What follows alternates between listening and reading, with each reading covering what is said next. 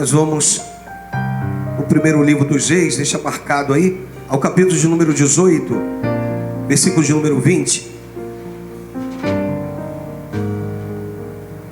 Onde o texto diz assim: então enviou Acabe mensageiros a todos os filhos de Israel e ajuntou os profetas no Monte Carmelo. Então Elias se chegou a todo o povo e disse: até quando cocheareis entre dois deuses? Ou entre dois pensamentos? Se o Senhor é Deus, siga-o; se é Baal, siga-o. Porém o povo nada lhe respondeu. Então disse Elias ao povo: só eu fiquei dos profetas do Senhor, e os profetas de Baal são 450 homens.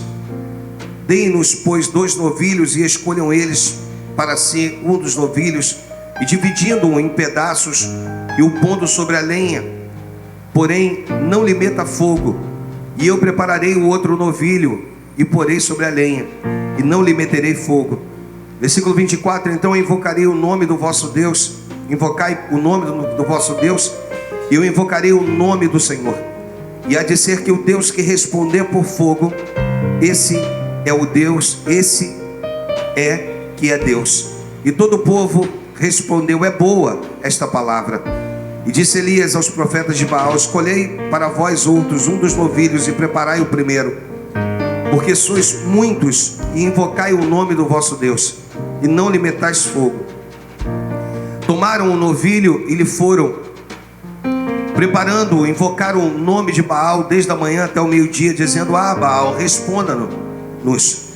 Porém não havia uma voz que respondesse, e manquejavam, se movimentavam ao redor do altar que tinham feito. Ao meio-dia Elias zombava deles, dizendo: clamai em altas vozes, porque ele é Deus. Pode ser que esteja meditando ou atendendo a necessidades, ou de viagem, ou a dormir, e despertará. E eles clamaram em altas vozes, e se retalharam com facas e lancetas, segundo o seu costume, até derramarem sangue. Passado o meio-dia, profetizaram eles até que a oferta de manjares se oferecesse. Porém não houve voz, nem resposta, nem atenção alguma. Versículo 30. Então Elias disse a todo o povo: chegai-vos a mim. E todo o povo chegou a ele, e Elias restaurou o altar do Senhor que estava em ruína. Deus, fala aos nossos corações. É o que nós queremos te pedir, é o que nós queremos desde já te agradecer. Que tudo possa ser movido pelo teu Santo Espírito. Então usa-nos, ó Pai, que o Senhor cresça e que nós possamos diminuir, mas ainda assim sendo um instrumento teu, poderoso nas tuas mãos. É o que nós te pedimos, no nome de Jesus. E aos que creem que possam dizer amém e amém. Sabe, irmãos, eu vindo para a igreja, eu estava ouvindo uma mensagem na rádio, e essa mensagem falava a respeito daqueles homens leprosos, e que Jesus vira para eles e diz que eles deveriam se apresentar aos sacerdotes, e a cura, ela acontece na caminhada daqueles leprosos até a chegada ao sacerdote. E naquela caminhada, aqueles homens começam a observar, olhar uns para os outros, e observar que eles estavam sendo restaurados, que eles haviam ficado curados. Se tinha algum tipo de enfermidade, aquela enfermidade havia partido, havia ido embora. E nós vamos observar o carinho e o amor que Jesus tem em fazer esquecer daquilo que era mais importante para aqueles homens, que era a cura, e fazer eles entenderem que na vida cristã, muitas das nossas curas nós vamos obter com uma palavra chamada caminhada. Então a vida cristã, quando Jesus vai dizer: eu sou o caminho, artigo definido, a verdade e a vida, Ele está tentando mostrar para nós cada dia mais que não há um outro caminho, que Ele é o caminho. E nessa caminhada dos leprosos, a gente começa a observar que algumas coisas então vão acontecendo. A cura vai sendo manifesta na caminhada deles. Eles acreditam, eles tomam posse e eles caminham. Eles esquecem da enfermidade e começam a observar que o que tinha de mais importante era fazer cumprir a voz de Cristo. E o mandamento do Senhor para a vida deles era que eles pudessem seguir até o sacerdote. Só o sacerdote podia declarar que eles haviam sido purificados e podia reintegrar esses homens à sociedade. Nós vamos observar nesse texto, ou durante essas mensagens falando de reconstrução, que na maioria das vezes nós não conseguimos enxergar em nós, ou não conseguimos olhar para dentro de nós e ver alguns defeitos que estão impedindo o agir de Deus, algumas coisas que estejam atrapalhando a vontade de Deus. Eu quero dizer para você que no momento em que Elias, antes de eu falar de Uzias, Elias, ele, ao restaurar o altar de Deus, à medida que ele se preocupa em olhar para aquele altar e dizer: não, aqui Deus não vai enviar fogo, aqui Deus não vai trabalhar, porque o altar precisa ser reconstruído. Existem momentos na minha vida e na tua que precisamos dar uma parada, irmãos. Você vai observar que em Lucas, no capítulo de número 15, em uma das parábolas, a parábola da dracma perdida, e com a mulher que, tendo 10 dracmas, perdendo uma, não acende a candeia, varre e procura diligentemente até encontrar. E quando a encontra, convida as amigas e diz: encontrei a dracma perdida. Mas é interessante que ela perde uma dracma dentro de casa. Ela tinha 10, perde uma, fica com 9. E ela procura a dracma perdida dentro de casa. Pastor, o que o senhor precisa falar sobre reconstrução? A primeira coisa que eu preciso dizer é que precisamos fazer uma introspectiva e observar que algumas coisas estão fora do lugar, e Deus está permitindo que elas estejam fora do lugar, porque Ele precisa me encontrar e te encontrar, e começar a colocar no meu coração e no teu um desejo de reconstrução. Aquela mulher, ela compreende que aquela 10ª dracma era importantíssima para ela, e ela então resolve procurar diligentemente até encontrá-la. Sabe o que é isso, irmãos? Ela começa dentro de casa a tirar as coisas do lugar. E essa mulher representa o Senhor, que muitas das vezes precisa tirar as coisas do lugar, para que nós possamos entender que algo está de errado e que Ele precisa acertar o que está de errado. E quando você compreende essa retirada das coisas do lugar, significa que depois de encontrar, as coisas voltarão para os seus lugares. Mas antes, Deus está à nossa procura. Fala de uma dracma perdida dentro de casa. E quantas das vezes estamos na casa de Deus perdidos, irmãos? Se eu te perguntar por que você veio aqui hoje de manhã, nós nos tornamos religiosos.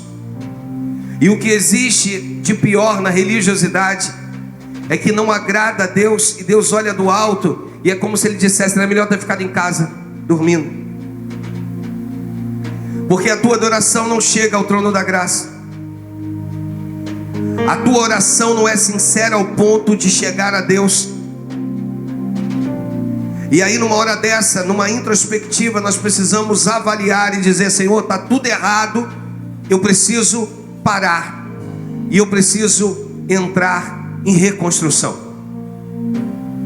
Reconstrução porque um dia Deus já habitou fortemente dentro de você.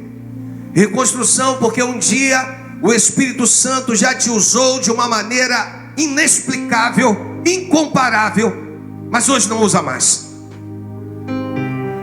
Hoje não faz mais da forma que fazia. E aí precisamos de humildade, de dizer: Senhor, eu preciso entrar em reconstrução. No primeiro texto que eu citei dessa série, eu falei sobre Neemias.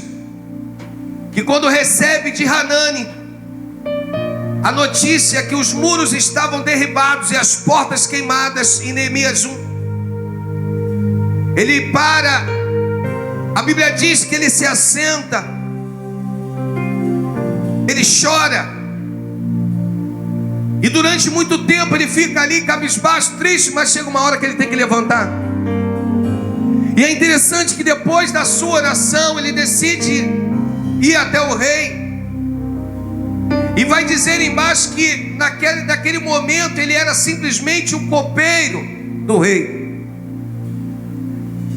não mostrando a sua importância, mas dizendo: olha, independente da minha função, eu quero poder ser um contribuinte para a reconstrução dos muros. Eu falei na primeira mensagem que os muros, eles eram o que havia de mais bonito numa cidade. Você sabe o porquê que quando as muralhas elas ruem de Jericó, você sabe o que tinha de mais milagroso ali, irmãos? Porque as muralhas de Jericó eram compostas de dois grandes muros, o muro interno e o muro externo. Você sabe por quê que quem estava do lado de dentro zombava daqueles que estavam do lado de fora? Porque eles diziam: olha, pode ser que o cara até suba a primeira muralha, mas eu quero ver escalar a segunda. E quando o inimigo subia a primeira muralha, ele era presa fácil na mão daqueles que estavam do lado de dentro. E quando Deus fez que houvesse ali, acredito eu, uma mexida nas placas tectônicas, para que houvesse um terremoto e as muralhas pudessem ruir, Deus estava mostrando assim: olha como é que eu faço, olha o que é uma grande construção sendo feita e movida pela mão de homens, mas que não tem me agradado. E quando você observa aquilo que é movido pela mão do homem, e que Deus tem dito assim: olha, isso não tem me agradado, Ele o tempo todo quer poder trabalhar na minha vida e na tua, e quer poder reconstruir, restaurar. Você sabe qual foi a mais difícil função de Elias, tido como profeta da restauração? Porque Elias restaura um altar, porque Rúben, o primogênito de Jacó, havia corrompido o altar, se deitado com a própria concubina de seu pai. Eu vou te dar uma citação e poderia falar de todos eles. Havia contaminado o altar. E você vai observar que no texto de Elias, ele escolhe 12 pedras representando as 12 tribos de Israel, e dentre elas a tribo de Rúben, em dizer aonde ele pertencia, de dizer o seguinte: está tudo errado aqui, mas Deus, ele quer promover em nós uma restauração, voltarmos ao primeiro amor. E nós vamos observar naqueles que começam a confiar nas forças do seu próprio braço, naqueles que começam a dizer: olha, eu estou aqui e eu cresci porque eu fiz, porque eu estudei. Sim, você estudou, mas quem abriu portas para você foi o teu Deus. Quem tem te mantido na posição em que você está é o seu Deus. Quem tem sustentado a sua família é o seu Deus. E às vezes, irmãos, nós estamos de fachada. O que é a fachada, irmãos? A fachada é quando você olha, e já mostrou isso na TV durante muito tempo, aquele grande cenário de uma grande novela, Aí você vê aquela cidadezinha, você olha e você diz: meu Deus, parece tudo tão perfeito, mas por trás não tem nada, irmão, está vazio. E hoje Deus precisa te parar, para dizer que há uma necessidade de entrarmos em reconstrução, de olharmos para dentro de nós e declararmos: está tudo errado, nada dá certo. Porque, queridão, deixa eu explicar uma coisa para você. Uma coisa é você passar pelo vento, outra coisa é você passar pela tempestade, outra coisa é você passar pelo deserto. Eu vou entender tudo isso. O que não pode ser é anos da minha vida e da tua no deserto, anos da minha vida e da tua no vento, anos da minha vida e da tua na tempestade. Eu quero te dizer que isso aí não é coisa para aquele que é nascido e remido pelo sangue do meu Senhor e do meu Salvador, do meu Cristo. O Senhor, Ele se sacrificou por mim. Ele pergunta para aqueles que estavam: Senhor, quem vai se assentar à sua esquerda ou à sua direita? E aí Jesus pergunta assim: vem cá, vocês podem beber do cálice que eu bebo? E aí o primeiro que diz assim: Senhor, eu bebo, você bebe? Foi o primeiro que foi à morte. Está lá em Atos, lá no capítulo número 12, que foi Tiago. O primeiro que foi, sabe por quê? Porque Jesus estava dizendo: olha, o meu cálice não é fácil. Tanto não é fácil que ele vira para o pai e diz: pai, se possível passa de mim esse cálice, mas que não seja feita a minha vontade, e sim a tua. O maior sacrifício Cristo pagou por mim e por você. Irmãos, muitos de nós, vou melhorar, muitos de nós estamos com uma falsa sensação que Deus está no negócio. E hoje eu vim aqui para te dizer que naquilo que você acha que Deus está no negócio, muitas das vezes Deus está fora. E você precisa cair em si, precisa dizer: Senhor, está tudo errado. Meu Deus, eu estou como esses 450 profetas de Baal. Eu estou achando que tu vai enviar fogo, eu estou achando, mas tu não tem enviado fogo coisa nenhuma. Significa que você não tem clamado ao Deus vivo, ao Deus de Israel. Porque quando você clamar a esse Deus, não se preocupa. Você sabe como é que Deus envia fogo? No meio da oração de Elias. Ele nem termina a oração e quando vê, Deus mandou fogo. É assim que vai acontecer na minha vida e na sua. É assim que precisa acontecer na minha vida e na sua. Mas para isso eu preciso entender o período de reconstrução.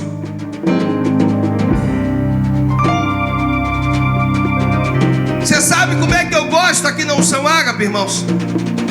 Quando chegam pessoas de outros ministérios, de outras igrejas, elas chegam aqui e são pessoas de Deus, usadas, mas elas vão precisar ganhar as características deste ministério. Então, com algumas pessoas, sabe o que Deus fala comigo?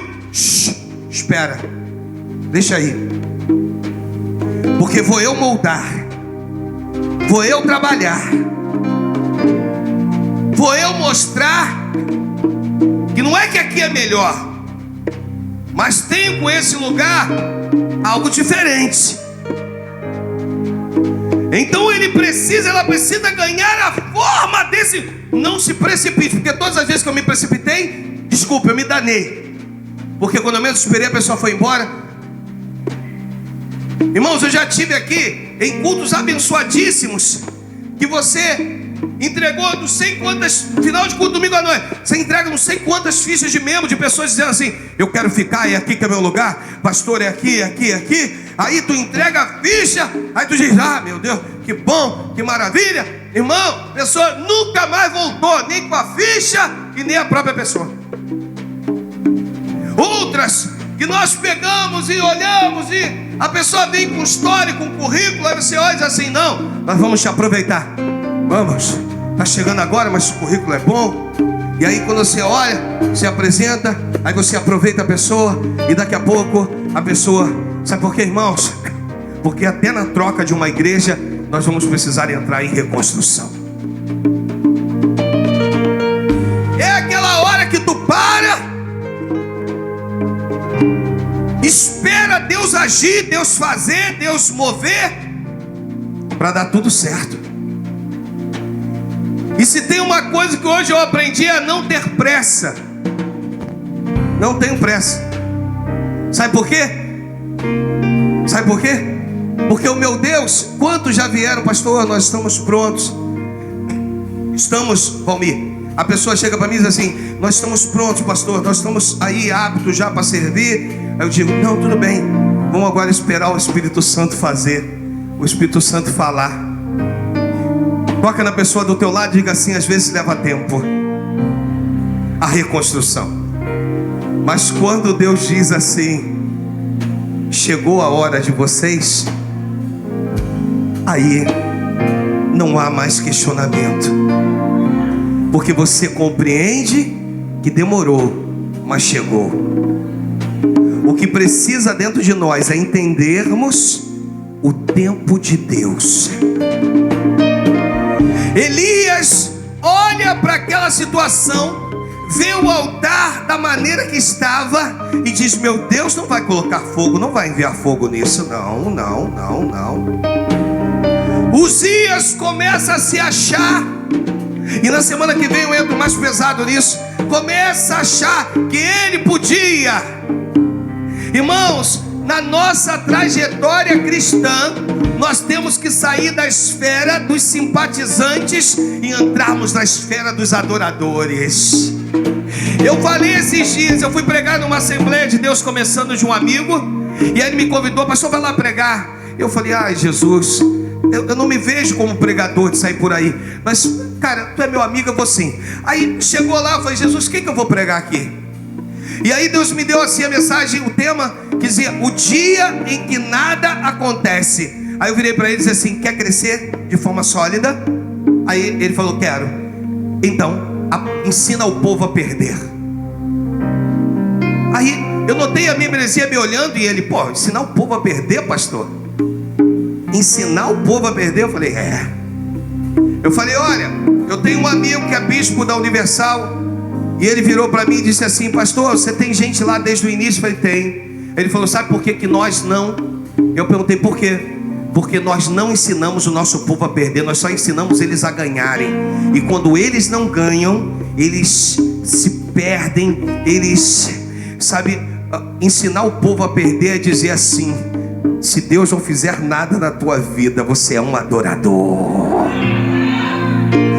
Se fazendo valer Abacuque 3,17. Vamos lá, Abacuque 3,17, para a gente entender aí o que é entrar em reconstrução. É isso aí, ó. Ainda, vai, me ajuda, vai. Ainda, nem, ainda, e os campos, ainda, e nos currais,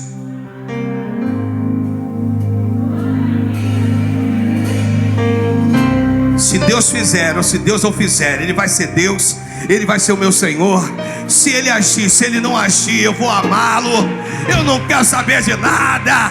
Ele é o meu Deus. Eu não quero saber. Eu sei que eu amo com todas as minhas forças e de todo o meu coração. Você está entendendo? Diga amém. De todo o meu coração. Eu não quero saber. Repita comigo: eu não quero saber de nada. Aí ele começou a entender, a igreja também, irmãos. Você sabe quando você vai ministrar num lugar que as pessoas estão sedentas por um alimento, e à medida que eu fui pregando, as pessoas foram chorando. Eu disse: olha, eu não vim aqui para fazer você pular, você se alegrar. Se fosse, a gente podia ministrar. Sabe por quê, irmãos? Quando a gente começa a se habituar com o altar se habituar conosco, vira como Eleazar. Você sabe como é que era um dos valentes de Davi?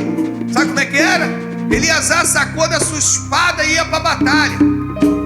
Quando todas as mãos largavam a espada, tipo, estava chegando no final da batalha, né? Aí os valentes de Davi, muitos deles, quando chegava no final da batalha, deixava com que aqueles que não eram tão bons de batalha fossem lá, porque os inimigos estavam cansados. E aí eles paravam de lutar e deixava com que os combatentes ou os iniciantes, 17, 18 anos, tivessem a oportunidade de entrar no campo de batalha para aniquilar os inimigos. Você está entendendo? Mas Eleazar não, irmãos. Quando todo mundo parava, ele continuava. Ele continuava com a sua... Eu sou canhoto, por isso que estou com a minha mão esquerda. Ele continuava com a sua espada. Ele só parava no fim da batalha. E aí sabe o que acontecia? Quando a Bíblia diz que quando ele tentava largar, soltar a espada, ele não conseguia, porque a espada havia ferido a sua mão. Mas pastor, ele não conseguia porque havia ali entre o metal e a sua mão um processo de cicatrização. Machucou tanto que começou a cicatrizar. E se ele tentasse abrir, ele ia ferir novamente a mão. Você está entendendo? Diga amém. A espada era Eleazar, Eleazar era a espada. Assim sou eu e você com a palavra, irmão. Chega uma etapa da nossa vida, irmãos, em que o Senhor diz assim: agora vai porque eu quero te usar, vai porque eu quero te mostrar. E aí você pode pegar uma mensagem que você já pegou, e aí te faz pular, te faz adorar. Diz para você que você vai vencer. Não que você não vai vencer, você vai vencer, diga amém, irmãos. Mas domingo pela manhã aqui é uma palavra sólida para filho de Deus, mulher de Deus, homem de Deus. Se Deus não fizer, adore. Se Deus não tratar teu marido, adore. Se Deus não curar, adore. Se Deus não promover milagres, adore. Se Deus não fizer nada, adore. Esse é o Deus que eu tenho ministrado nesse lugar. Um Deus de poder, um Deus de glória, um Deus de majestade, um Deus que a qualquer momento traz o alívio, o escape para a minha vida e para a tua, em nome de Jesus. Domingo, quinta-feira que vem, nós vamos ter ordenação, pessoas sendo ordenadas ao ministério pastoral. E Deus tem me dado uma mensagem que vai falar poderosamente ao teu coração. O preço do meu sacrifício. Cristo pagou a sua vida e Ele foi o preço. E eu? Será que tem um preço?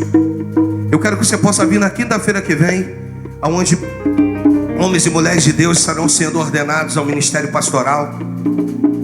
E mulheres, esposas de alguns pastores estarão sendo ordenadas.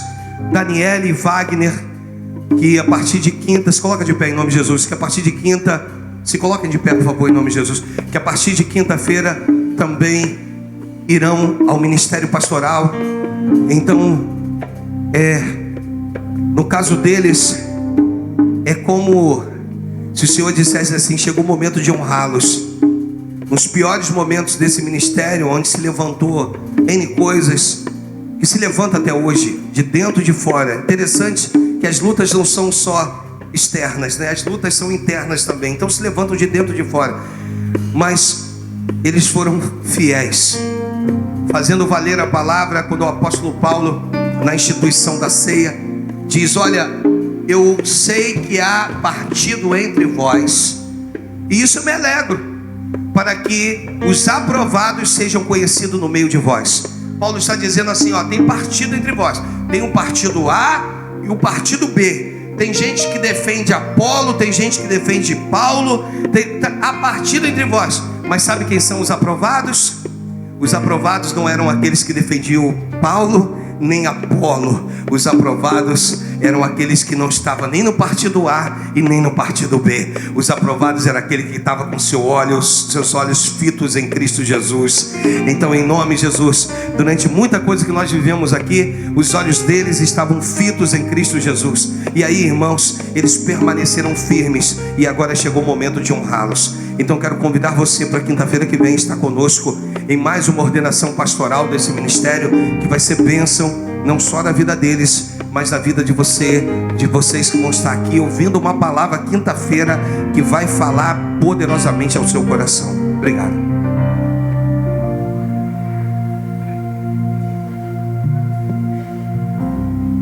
Elias olha o altar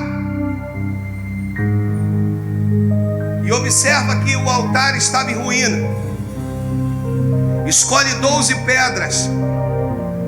Sabe o que ele estava dizendo? Senhor, há quanto tempo o Senhor não fala conosco?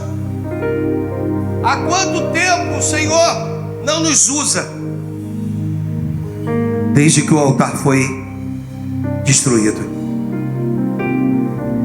Agora eu preciso restaurar o meu altar. Agora eu preciso restaurar o meu altar. porque eu represento esse povo. Você vai observar que Elias vira e diz assim: ó, chegai-vos a mim, e o povo se achegou a ele, diz o texto, é isso? E aí eles começam a observar que o que Elias estava tratando de uma forma pessoal, ele está ao mesmo tempo falando de uma forma coletiva. Ó, o nosso altar precisa ser restaurado. Nós vamos precisar entrar em reconstrução. Deus está falando sobre o novo. Toca na pessoa que está ao teu lado, aí o próximo de você, e diga assim: aprenda a viver o novo. Você sabe o que eu falo muito em igreja? Você sabe onde eu sou mais atacado, irmãos, por pessoas que saíram da igreja? Você vai entender, porque eu vou levar isso para a tua vida. Você sabe? Sabe? De pessoas que ainda não viveram o novo. E o coração está aqui. Você quer que eu te prove isso? Eu te provo. Você teve uma namoradinha lá no passado, mas essa menina, só Jesus na vida dela. Se orasse, irmãos, ia ter pombagira até lá na esquina da... Meu Deus, te traiu a beça. Jesus, não vou nem lembrar, pastor. Aí Deus te deu a pessoa amada. Irmão, quando tu encontra a pessoa amada, você esquece do passado. Quem vive o novo esquece do passado, queridão. Os que estão vivendo em novidade de vida esquecem do passado, não sofre mais. Por quê? Agora eu me identifiquei. Você quer ver como é que é a igreja? A igreja é assim: agora eu me identifiquei. Parece até, pastor Joel, que aqui nem tem defeito. Eu digo aqui em outras igrejas, né? Você entra num lugar que parece que... mas você se identificou. E aí o que você faz quando você se identifica? Você deixa o passado para trás, porque você se identificou. Porque quando você se identifica, irmãos, não tem jeito, cara. Não tem jeito. E o passado? O passado agora é passado. Eu lembro, pô. Não tenho amnésia. Mas não me faz mal, muito pelo contrário. Sim ou não, gente? Esse é o Deus que nós servimos, que me possibilita viver o presente sem me desfazer do passado, mas entendendo que algo novo Deus tem comigo nessa terra. E aí as pessoas às vezes não conseguem se desvencilhar do passado, porque o passado foi agradável. Aqui, a pessoa que quando casa, casou, cara, já era. O passado já passou. Águas passadas não movem moinho. Como diz o pastor Anderson Bravo, já dizia a minha avó. Eu falei: cara, tua avó falava tanta coisa. E você esquece. Sabe por quê? Porque você está disposto a viver o novo. E às vezes o novo, Deus está te chamando, sabe para quê? Sabe para quê? Para entrar em reconstrução. Oh, meu Deus. Por quê? Porque para fazer valer Ageu 2:9, só entra, só sabe o valor o que entende Ageu 2:9. Não tem jeito, cara. A glória desta última casa será o quê? Será o quê? Do que? A primeira, diz o Senhor. E neste lugar eu vos darei paz, diz o Senhor. Não é o pastor que fala, é a Bíblia que está dizendo para você: entre em reconstrução. Porque no momento certo Deus vai te chamar e vai te dizer: agora tu entendeu, né? Agora tu entendeu. Pastor, eu era de uma igreja, de um ministério imenso. O templo também, o templo de Salomão era imenso, irmãos.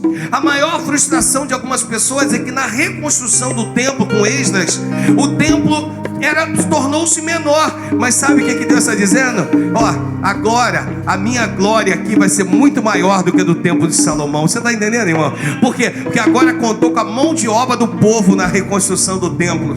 Aí Zacarias, Ageu, que eram contemporâneos, eles junto com eles contribuíram para o povo contribuiu. Então Deus está dizendo: vamos embora. Hoje é manhã de você pegar aí o carrinho de mão espiritual, colocar a mão na enxada, colocar a mão aí. Pastor, não sei virar massa, mas sabe carregar tijolos. Não importa. Chegou um tempo de reconstrução na minha vida e na tua. Irmãos, pelo amor de Deus, Papai do céu não pode me levar, nem te levar, sem que antes a gente experimente de uma palavra chamada plenitude do poder de Deus. Eu não posso viver uma vida inteira de frustração. Eu não posso viver uma vida inteira amargurado. Eu não posso viver uma vida inteira doente. Eu não posso viver uma vida inteira infeliz. Eu não posso viver. Vai, eu não posso.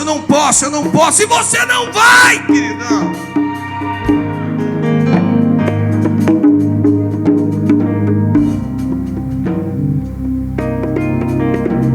Elias escolhe as 12 pedras, prepara a lenha, corta o novilho, coloca sobre a lenha e aí começa a orar, irmãos. Antes de orar, manda derramar os cântaros com água, umedece tudo para não haver fogo estranho, nem impressão de fogo estranho. Afinal de contas, estava no período de seca. Você esqueceu? Num período de seca, qualquer foguinho te emociona. Ontem uma pessoa me contando algo. Sabe, você é daqueles que gostam de ouvir? Tive um sonho contigo, varão. Varoa, tem que ver o que Deus me mostrou. Eu estava contigo e nós estávamos caminhando, e eu vi você com muito ouro e muita prata na mão. Oh, glória a Deus, aleluia, meu Deus. Eu vi a você uma casa, tem que ver o tamanho da piscina, é maior que essa igreja. Coisa é. Mas não foi isso que a pessoa ouviu. Ela ouviu mais ou menos assim: irmã, eu vi você subindo, eu subia contigo, de repente tu vinha para a terra, aí Deus falava assim: vou recolher ela. Entendeu? Sabe o que está acontecendo comigo e contigo? A gente gosta de ouvir, irmãos. A gente gosta de ouvir. E cuidado, porque pode ser que você ouça o que não venha agradar o teu coração. A gente gosta dessa coisinha de ficar ouvindo. Não, peraí. Aqui, a maior profecia, ela vem da palavra. É a palavra que muda a minha vida e a tua. Eu quero saber quantos conseguiriam ser sinceros com Deus. Pastor, minha vida não tem mudado. Pastor, eu faço parte da obra. Pastor, eu tenho estado nessa igreja. Nós vamos levantar, eu já começo hoje, mas nós vamos levantar um clamor pelas pessoas. E vai acontecer um culto meia-noite aqui nessa igreja, nesse ministério. E esse culto vai ser um culto onde nós vamos levantar, já vamos começar com oração. Meia-noite em ponto nós vamos estar orando. Sabe por quê? Porque não é possível, meu irmão, que a gente pregue um evangelho aqui verdadeiro, genuíno, e se a tua vida não muda. Então tem alguma coisa fora do contexto aqui. A tua vida precisa mudar. Ou a vida do teu irmão muda, mas a tua não muda. A vida dele é transformada, mas a tua não. Então eu queria, nesse culto que eu vou marcar, vou dar data para você, que vai ser meia-noite. Meia-noite por quê? Porque eu quero que você faça um sacrifício. Meia-noite por quê? Porque eu quero que você possa sair da sua casa no horário impróprio, mas para adorar o seu Deus. Depois você me pede carona, eu te deixo em casa, a gente dá carona. Eu pago, não táxi, né? Mas eu pago o ônibus para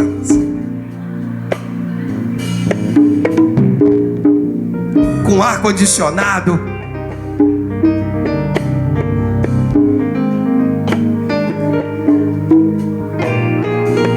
Dorme na igreja. Não, eu não. Dormir na igreja eu tenho medo de um negócio que eu não posso te contar o que é.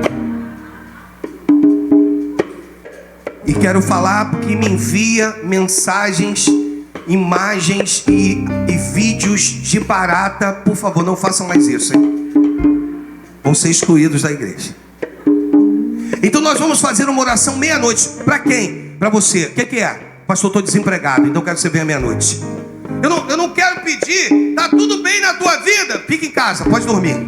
Pastor, não está tudo bem não, eu quero um milagre, eu anseio por um milagre. É com você que eu estou falando, é para você que vai ser esse culto de meia-noite. Pastor, meu marido tem anos que eu busco, que eu oro, nada, é para você. Nós vamos aqui reivindicar aquilo que Deus me permite reivindicar, e vamos entregar na mão dele mais uma vez, e aí fazendo valer. Pô, pastor, só acabou de ler Abacuque, se Deus não fizer eu vou glorificar. Sim, nós vamos glorificar, mas eu vou fazer valer a parábola do juiz iníquo. Então já te levei para a Bíblia aí, você que não entendeu, entende.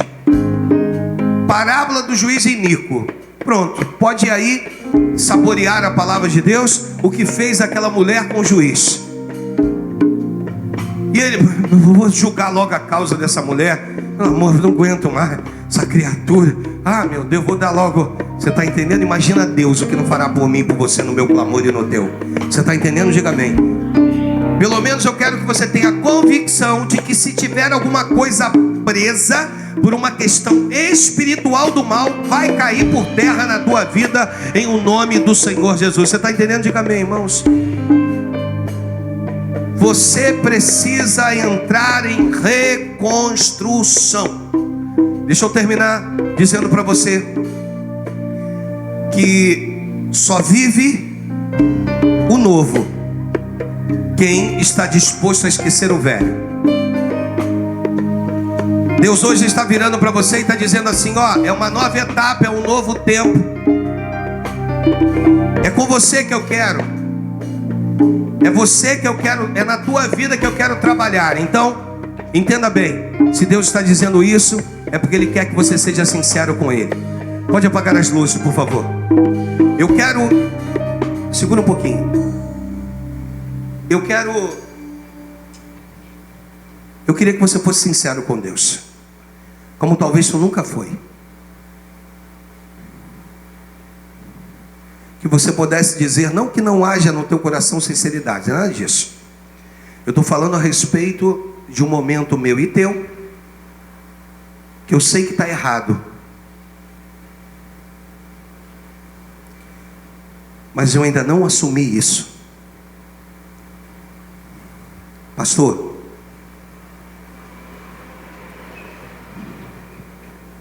eu preciso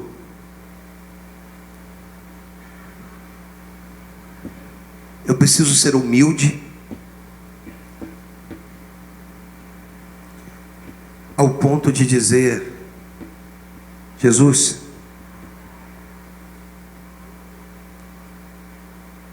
me reconstrói.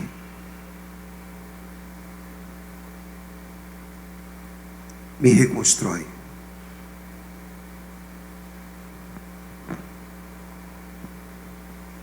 E quando você é sincero,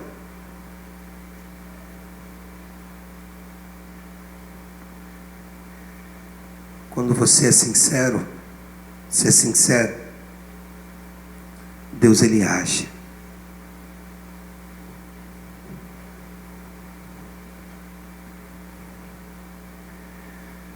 Deus ele faz.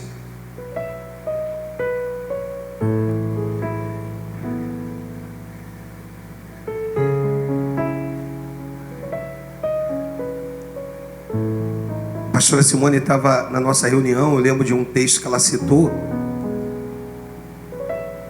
a respeito daquele momento em que Esdras reúne os homens e diz para eles assim: olha, nós precisamos refazer a nossa aliança com Deus. E os homens ficam animados, mas Esdras, orientado por Deus, ele começa a dizer: olha, não tem jeito, nós vamos ter que deixar essa terra. E os homens continuam animados, mas ele continua dizendo: mas tudo quanto vocês constituíram aqui nessa terra, vocês vão ter que deixar para trás. Os homens não haviam entendido a profundidade que era esse texto.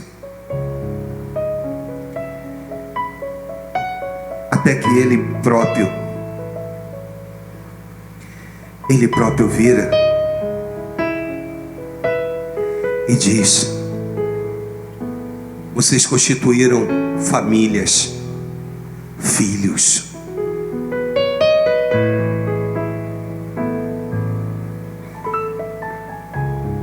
E não poderão voltar com as mulheres e filhos.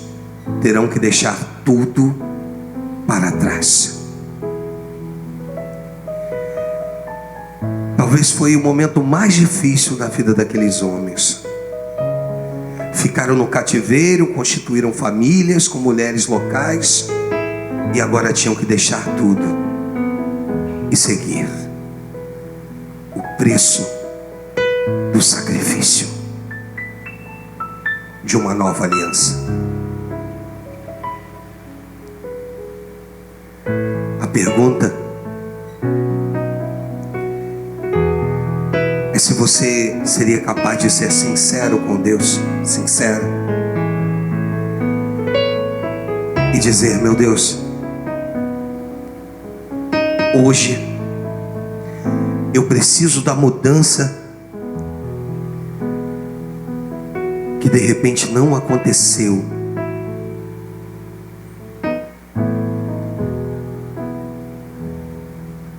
Esses anos todos de evangelho, na posição em que eu ocupo, ou como simples membro, ou talvez um visitante,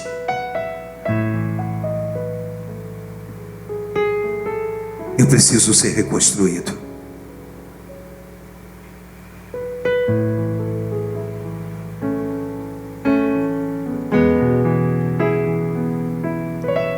Eu preciso ser reconstruído.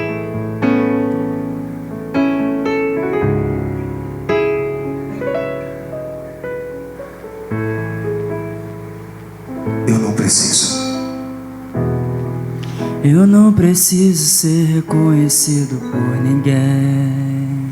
Eu queria que a igreja pudesse cantar. A minha glória é fazer com que conheçam a Ti,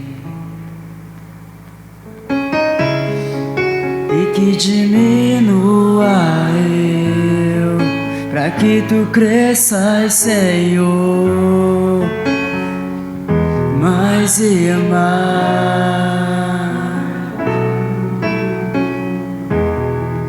E como os serafins que cobre o rosto ante a Ti, esconde o rosto para que vejam Tua face em mim, e que diminua eu, para que Tu cresças, Senhor, mais e mais. No santo dos santos, a fumaça me esconde. Só os olhos debaixo de Tuas asas é o meu abrigo, meu lugar secreto.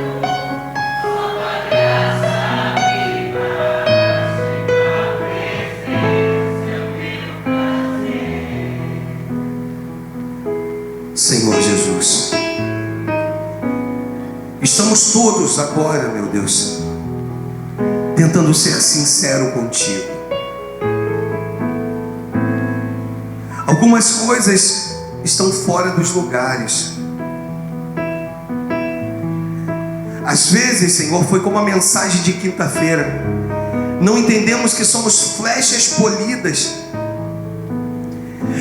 e que para ser flecha, ela precisa estar dentro da aljava.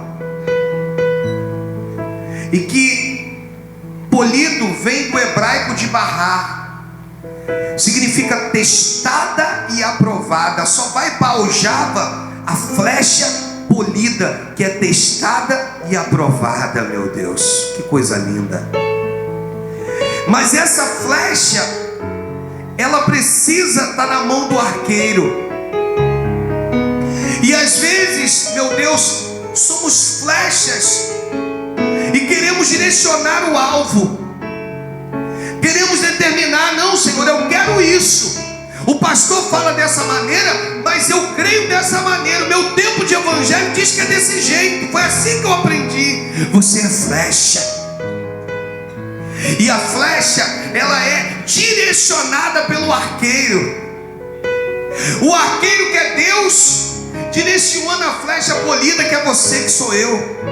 E aqui há um pastor, e o pastor é aquele que determina, movido pelo Espírito Santo de Deus, o que é melhor para o ministério, melhor para a tua vida. E quando você não entende isso, é como se você fosse flecha querendo ser arqueiro.